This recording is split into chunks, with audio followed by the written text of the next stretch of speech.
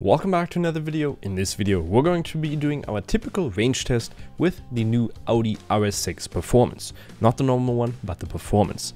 This is going to be the most powerful car that we have done on this test yet, and we're going to look at the fuel consumption. We're going to look at the estimated range, the time that it takes at different speeds to reach your destination, and also see the total cost at those speeds. We're gonna look at everything, so stay tuned. And if you do enjoy these kinds of videos, make sure to like and subscribe. It really does help a lot to be able to produce more of these in the future, because they do cost a lot, and I'm still definitely running a minus on each of these. At least this video has cost me a couple of €100, so hopefully you guys do enjoy it, and see you in a future video. So we're gonna set ourselves behind the truck now and try to go as fast as them, which is around 85, as soon as the guy in front of us goes away. One thing that we are going to change, however, in this test is because this is the first car that actually has the efficiency mode where it shuts off different cylinders, so you only drive with 4 cylinders instead of 8 cylinders. We're going to go into the drive mode, and it only works in the efficiency mode. Then we're going to set our cruise control and basically follow the truck behind at whatever speed they're doing, which is currently around 95, even though he's probably going to overtake the car in front. And then we're just going to sit here, reset the turbometer to see what the consumption is at the end when driving around 85 behind the truck. That's what it's going to average down to.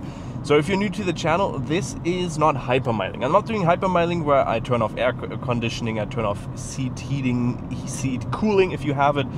Nothing like that. All I do is basically drive the car in however I want, but I put it into the auto mode. However, in here I'm going to put it into efficiency mode because we get that cylinder turn off, and then we're just going to cruise at different speeds to see what the consumption is depending on how your driving style is on a normal day-to-day base. So 80, 120, 140 and unlimited. I'm very sad to be driving behind a truck now at 80 kilometers an hour, because I'm in an RS6 Performance. I want to flow it to the middle, especially because we have the RS Dynamic Package Plus in here, which allows us to go 305 kilometers an hour. And I personally haven't been over 305 kilometers an hour in a very long time, so I'd love to do it again. I gotta say, the quality of this car, I was kind of I was a little bit let down from the interior. You're spending 185,000 the way the car is standing right here, or 184,000. And for that, I would expect a little bit of a higher quality in the interior. The squishiness of the wall panels in here is not the greatest. It moves around a little bit. A lot of piano black, which I don't like, because you can see everything that you don't want to see on them. Scratches, fingerprints, just a lot. Otherwise, the quality is fairly decent, but even up here, it is squishy. It doesn't sound good. It doesn't feel too great. And then there is hard plastic down here, which I wouldn't expect for a car of this class, but it is really limited. I mean, that's not what you're looking for in this car. You're looking for, well, just immense power, and that's what you get from this car. We'll definitely see that later on. You do have heated and cooled seats in here, no massage function, and I gotta say the cooled seats are probably the worst I have had in the car. They really don't cool you at all. It's just like, it feels like you're sweating. Well, I am sweating, even though I have cooled seats on the top control on. So they're not great, but they're also not bad. But they're bad. They're not great, they're not bad. They're bad. They're not great, they're bad. That's what they are. They don't cool that much. So if you are looking to get cooled seats, even though 99.9% of people that are looking at this video are probably never going to be able to afford such a car, I personally wouldn't get them, because I just don't feel the comfort in them. Otherwise, the seats are very comfortable. Oh, that's an M3 Touring right there. M3 Competition Touring in a wonderful green. Looks pretty nice. Otherwise, the quality is okay. I mean, it's something that you would expect when paying 185,000. The steering wheel is amazing. Maybe it's something a little bit nicer for an RS Performance. Maybe even a dial on here that Mercedes, for instance, always has. I know they'll be copying other ones, but you do have an RS button on here. Steering wheel with Alcantara does wore out quite quickly, but still is very comfortable. You have a heads-up display digital cockpit where you can change a couple of modes, so whatever you want them to look like. And you also have, well, this leather up here, which is not real leather, but obviously leather there is okay. But even for the roof which we have here, which is all in like the suede leather or Alcantara, it's gonna cost you 2,800 euros. Wow! Otherwise, you just get a normal one that you get in a normal A6. Something like that. Like, I would have expected a little bit more from it, personally. but that's just my opinion. So we're cruising now at around 90. We did just go down to 85 for a second. We're going to be doing this for, well, 88 kilometers now and see what the consumption is at the end. Sound deadening already sounds quite good. I mean, you are paying a premium, and it is still a family car where you want to take longer road trips on, so you do expect a little bit of quality in here, but I personally don't think that you get it too much.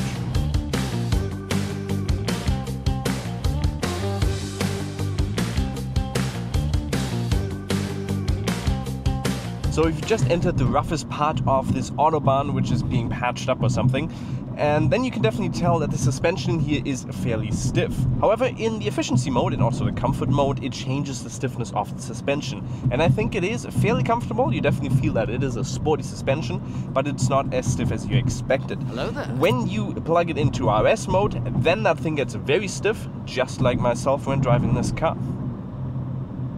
And now it is time to do our 120 kilometers an hour test. What we're going to do is, well, basically the same as before. We're going to head it onto the Autobahn, set it to 120. So there we go, 120 is set. And we're just going to cruise along. We're going to see what happens, what the average consumption is. We're going to quickly reset our tripometer as well. There we go, all flushed and ready to go. 120. Hopefully we can get an average speed of 120. Usually it does work down to around 105. So somewhere right around there. There's one or two construction zones on this road, so a little bit less than what I actually do. But 120 is always what we're going to be aiming towards, just like with the top speed. I'm not always going to be driving 305 kilometers an hour. That would just be insane. I'd get there in like 10 minutes. But still, well, 305 is what I'm aiming for to doing. So always pedal to the metal. When I can go fast, I'm going to go as fast as I can. You can definitely hear, well, the road is not great right now, but the isolation here is really, really great. They have removed a couple of isolations, so between the engine and the passenger, there's around 8 kilograms of sound deadening that has been removed, just to get you more experience in here and just to get that sound, because that is heaven. The closest that you can get to heaven is that V8 engine roaring at you, and those twin turbos just going, it's amazing. You'll hear it later on in the video. They do just sound amazing. Let's see where we can get now, and there's really not much to talk about other than actually one thing, the adaptive cruise control, which works really good, but there was only one thing that happened when we were in a construction zone. It doesn't do too well with the construction zone.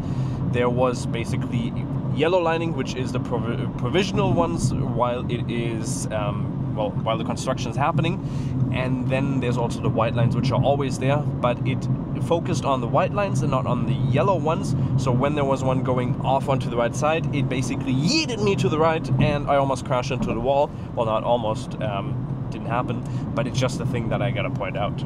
We're also driving now in auto mode, so we're not driving in dynamic, we're not driving in efficiency, we're driving in auto, so it automatically adjusts to what you want or what the car thinks you need, and therefore we're not going to have a cylinder shut off, so the fuel consumption is probably going to be a lot higher. And I was very surprised by the consumption we actually got with the efficiency mode on, so at the end we're obviously going to tally all of them up. So let's enjoy the time lapse and get back to you when we're driving 140.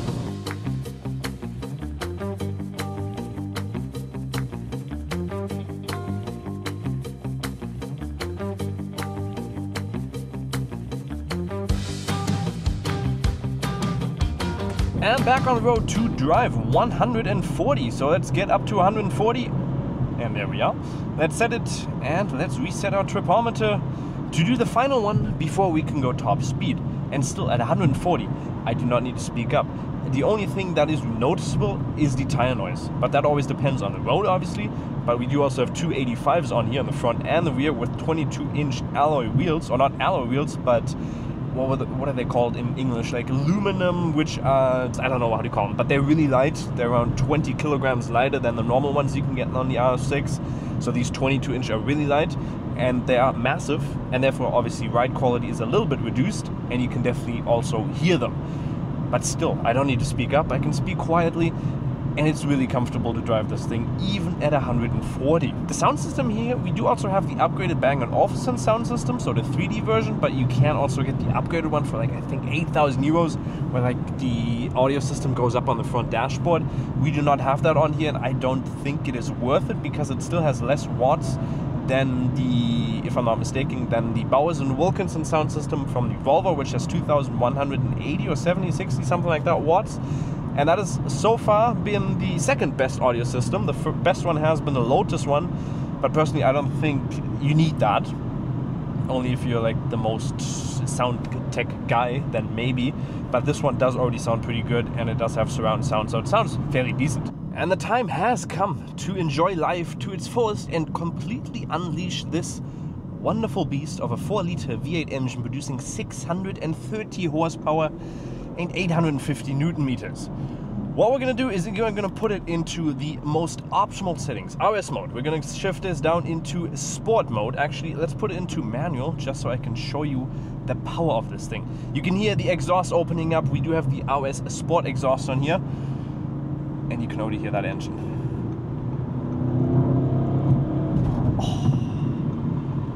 Okay, there's one guy in front of us, but after him we're just gonna blast it. So what they have done to this RS model, RS Performance model, is they have updated quite a lot.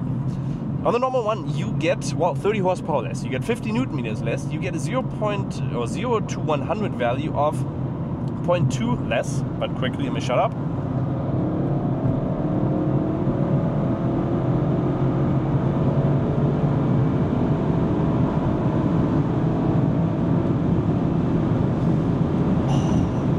That 8-speed Tiptronic is also so amazingly smooth. You can definitely feel it has stiffened up now, the right quality. 280 kilometers an hour right now. Let's put it into manual. Into sport, I mean, sorry. 294. Get a break. Almost 300 there. 298 on the tachometer. But like I said, they have updated quite a lot. They have not only updated the turbos quite a bit, they have previously, on the normal one, you have a twin turbo. On here you have a twin scroll turbo, which are more efficient, better at low RPMs, and just in general, a lot cooler. Oh, and listen to that sound. Oh, does that sound amazing. The turbos have also gotten updates. They are, well, better in the boost pressure. On the previous one, you get 2.4. They have increased by 0.2 up to 2.6 boost pressure now. The wheel, the compression wheel in there has also been increased by a diameter of 3 millimeters, and in general, you get that 0.2 seconds less. So 0 to 100 now in 3.4 seconds. And wow, with all the extras on here, holy shit, is this quick! 200, 210, 220, 230, 240, 250, and it is still okay, it's loud. Never mind, it's not quiet in here. 270, 280, 290. I can't go 300 because there's a truck coming out again. I just want to drive this 300. Current consumption is 40 liters. Oh, does this feel amazing to drive. You also have the ceramic brakes on here, which come with the RS Pro4 or Dynamic Plus package, which is going to cost you 8,500 euros extra. Ceramic brakes in the front and also the back. 440 diameter in the front, 285 wheel size, and those are going to save you around 34 kilograms of, well, complete mass. And therefore this car's only going to weigh at around 2 tons and 50 kilograms, which is really light for the car. Still a completely practical family car. And this speed box or gearbox is also amazing. It is so quick, shifts down to 3, and then the punch at 100 is so insane. And that sound, oh, just a joy to my ear, but not a joy to my bank account.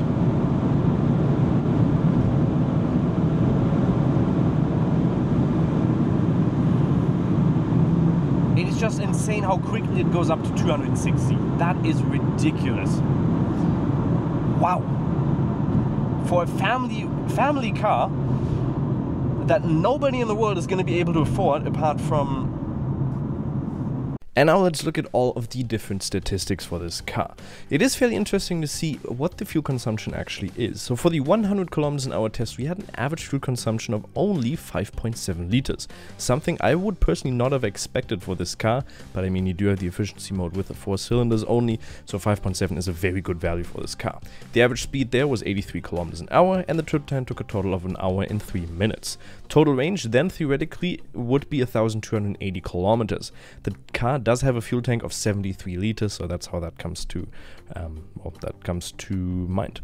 The cost there, with an average fuel price of $1 or €1.77 per 1 liter, that is a super price. So the E5, you could also fuel this car with E10. However, that is mostly biofuel, and I don't really want to put that in the car's engine because over long run that you're not going to put E10 in there. It's just not so good for the engine.